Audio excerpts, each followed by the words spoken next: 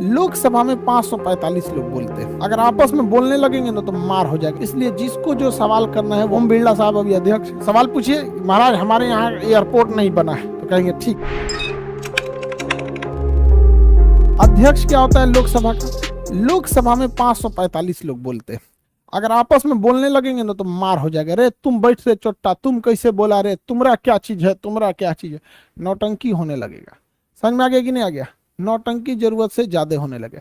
इसलिए जिसको जो सवाल करना है वो अध्यक्ष से कहे। अध्यक्ष कहेगा माननीय सदस्य आप इसका सवाल पूछिए, तो अध्यक्ष से आप सवाल पूछेंगे। ओम बिरला साहब अभी अध्यक्ष, बहुत स्ट्रिक्ट इंसान है, तो उन्होंने उनसे सवाल पूछिए महाराज हमारे यहाँ एयरपोर्ट नहीं बना है, तो कहेंगे ठीक है माननीय सदस्य आप बैठ जाएं।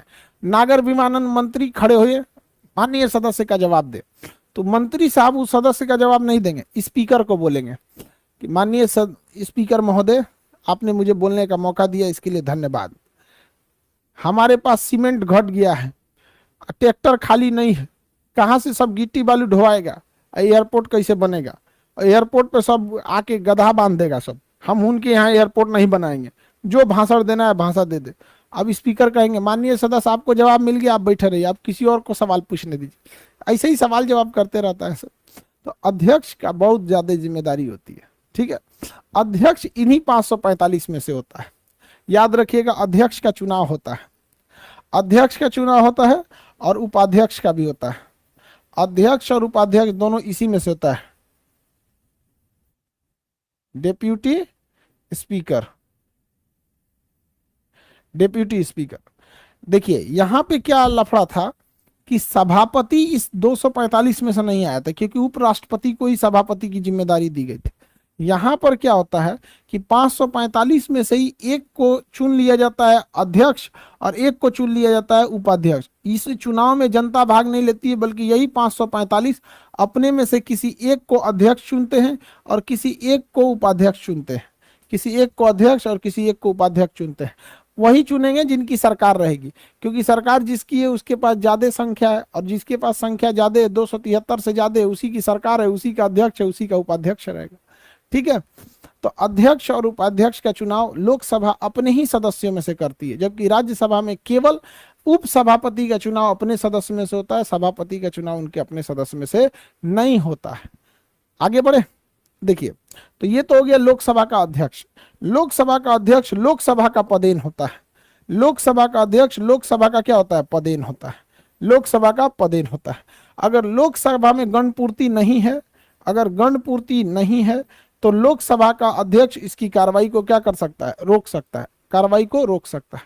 अब बात समझिए ध्यान से, अगर स्पीकर नहीं, अध्यक्ष नहीं है तो उपाध्यक्ष देखेगा, सभापति नहीं है तो उपसभापति देखेगा।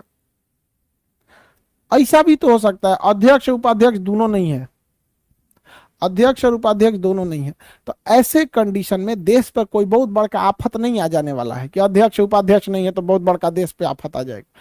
यदि अध्यक्ष और उपाध्यक्ष नहीं है तो इस 545 में से कोई सबसे बूढ़ा सीनियर, जिसको तजुर्बा होगा, 6 बार 7 बार का चुनाव जीता होगा, उसको पता होगा कैसे कैसे दिया जाता है भाषण, कैसे किसको बैठाया जाता है, तो उन 5 सीनियर का लिस्ट भेजा जाएगा राष्ट्रपति के पास कि देखिए ये 5 गो सीनियर है लोग, अध्यक्ष भी नहीं है, उपाध्यक्ष भी नहीं है, अध्यक्ष भी नहीं है, उपाध्यक्ष भी नहीं है, अध्यक्ष भी नहीं है, उपाध्यक्ष भी नहीं है।